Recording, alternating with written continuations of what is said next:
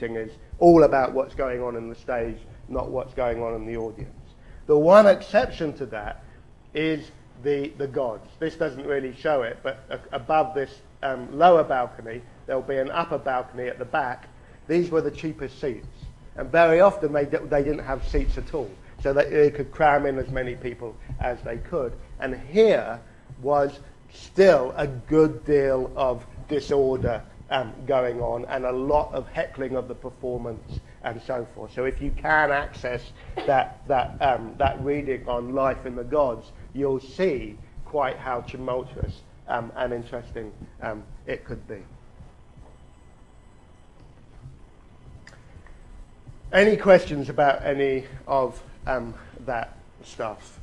Sorry, I'm rattling through this because I'm conscious that time is moving on. No? Okay, so I want to illustrate then the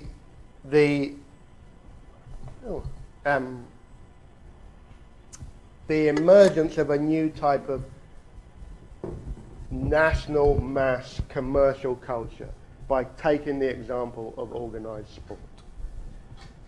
There are any number of things that I could talk about, but it just so happens I love soccer, so that's what basically I'm going to talk about. And you'll see a very similar process as with the reform and standardization of music. Organised sport in Britain basically emerges, much of it anyway, emerges out of a quest to train young boys in what was known as muscular Christianity. Okay? It was like the young boys' version of good moral character. Okay? And this happened in private boarding schools where boys would engage in athletic programs designed to keep their minds focused on the good parts of their body, not the parts of their body that might lead them astray into wicked thoughts. That it would enable them to think about working collectively as a group in team sports. That was very important. And it would teach them how to play by the rules, how to respect decisions that go against you, and to engage in the type of good gentlemanly character of not just winning with grace, but losing with grace as well, which I've always personally thought is a highly overdeveloped virtue in many people. The great example of this is the invention of rugby football, and the Rugby Union World Cup is currently going on. England, I think, are shortly about to come home. It's happening in New Zealand, which began in the 1860s at this school known as rugby, with this very famous headmaster, Thomas Arnold, who basically creates this new philosophy of the place of sport in the training of muscular Christian young boys.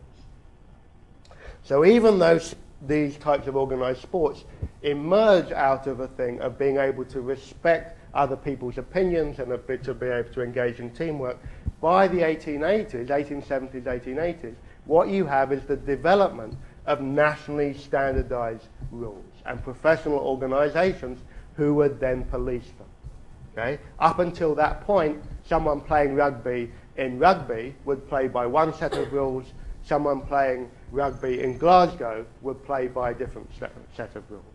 Okay? So what comes is the emergence of a new national organizations that create standardized set of professional rules, even for amateur sports. And all of these sports were meant to be amateur, because only gentlemen could play them. If it was professional, it would have been to have lost its point in many ways. So the Football Association, bearing in mind that soccer in the rest of the world is known as football, okay? So the Football Association is created in 1880, the Rugby Football Union Association in 1871. This is actually a bit of a cheat. This is the MCC, the cricket organisation, which was actually was founded about a century earlier, but they codified the rules in 1873, and the Lawn Tennis Association in 1888. Now, there's a number of things to say here, and I'm just going to use soccer as an example of it. Okay. First thing to say is that football teams come out of very, very local conditions. Okay, they're very often works teams, or they're based in sort of religious groups and associations. They're often sponsored by local employers or by local church groups. And that is why in Britain you have teams that often reflect the confessional divisions of the city. So in Liverpool, Everton is the Protestant team, Liverpool is the Catholic one. In Manchester, Manchester United is the Catholic team, Man City is the Protestant team. In Glasgow, Rangers is the Protestant team, and Celtic is the Catholic team. And a lot of inter-fan rivalry and violence on those grounds. Arsenal, the Arsenal Football Club, comes out of the Royal Arsenal Woolwich, which was the state's armament factory in the south of London, formed in 1886. And of course, one of the things about soccer that's so interesting is that it quickly exceeds these very local conditions of its foundation and becomes not just an imperial sport, but then a global one. So almost 80 years after Arsenal Football Club is founded in 1886, you have the Arsenal Club, founded in Argentina in 1957. And you can find many clubs around the world which basically have an allegiance or a copying of a British name. The other point that I want to make about soccer and about organised sport increasingly is, just as with music hall, the emphasis is increasingly on sport as a spectator sport, as an entertainment that is provided for you to watch, okay, and to be a spectator of. Now, it's very, very interesting. If you look at early coverage of football games, early photographs, even early films like the one I'm about to show you, you'll see that a lot of the attention of the camera is on the crowd itself. Okay? Increasingly, it's the pitch and the players on the pitch that take over from that attention to the audience. Okay?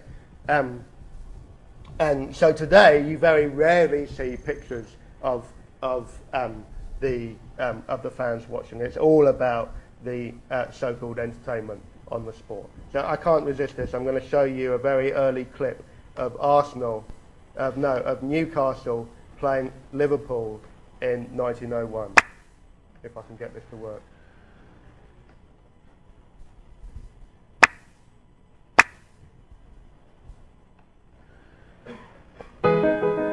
Newcastle versus Liverpool on the 23rd of November at St James's Park. A match described by the Athletics News as one of the most memorable games ever witnessed on the banks of the Tyne. Liverpool came to St James's Park as league champions. An important part of this film is the evidence it presents of a previously unknown stand on the Barrack Road side of the ground. This was demolished in 1905.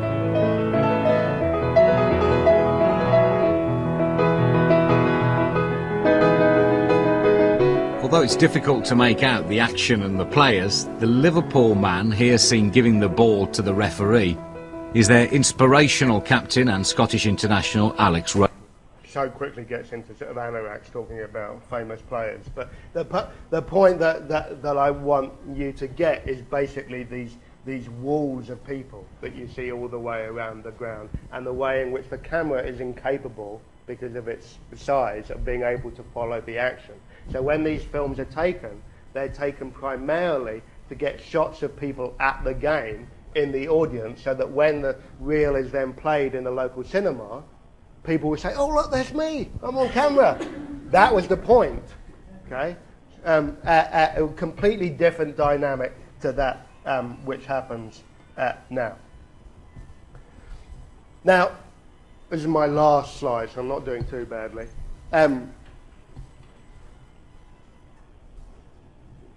So I'm talking very much about the creation of an increasingly nationalized, standardized, commercialized culture. I don't, however, want you to think that that means that all those peculiar local and regional differences in cultural traditions in Britain simply get displaced, because they just don't. And it's one of the interesting things that in many ways the creation of a national commercial mass culture actually revives, re-energizes local and regional differences. And the great example of that is dialect. Okay? Now you all know, because when we talk, you can't necessarily always get our accents. Okay? Our accents are all different. Okay? Or they used to be all different. So that they were regionally very specific accents. You would still find it very difficult to understand me if I was a Glaswegian speaking in a Glaswegian dialect. Okay? You would notice if I was from Swansea and speaking in a South Wales dialect. You would notice also if I came from Newcastle and I had a so-called Geordie accent. You would notice it if I came from Liverpool that I had what is known as a Scouser accent. Okay? So they're very locally specific accents that people have that really varies within the space of 30 miles. Okay? You can have people talking not just with a different accent, but with different words. Okay? Now those different words were the basis of different dialects that were spoken. So you have accents, but you also have dialects, which is almost a different language with a completely different vocabulary. Now, from the 1860s, because of the fears of the introduction of standardized education and of national newspapers, there was a huge revival of dialect writing, of writing in dialect, in order to prevent it from being annihilated by the introduction of standard English in the newspaper and in schools. Many people didn't want everyone to be taught how to speak in the same way. Okay? Probably the greatest example of that, or one of the greatest examples of this, is this man in Manchester known as Edwin Waugh, W-A-U-G-H, who becomes one of the biggest sort of dialect poets of the 1860s and 1870s.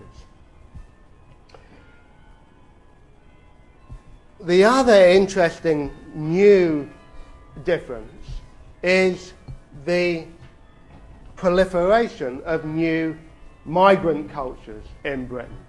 Okay, now remember that you have a whole series of different groups arriving in Britain at different times. The Irish, obviously, in increasing numbers after the famine. Many Italians, especially southern Italians, come after the unification of Italy in the second half of the 19th century. Increasing numbers of Jews are fleeing Eastern Europe from the 1880s, and you have a growing Chinese population in Britain from the 1890s too. Now, one of the interesting things about this is the beginning of the emergence of Britain as a multicultural society, which is to say that many popular holidays and festivals began to include floats and processions by these very groups, just as the Easter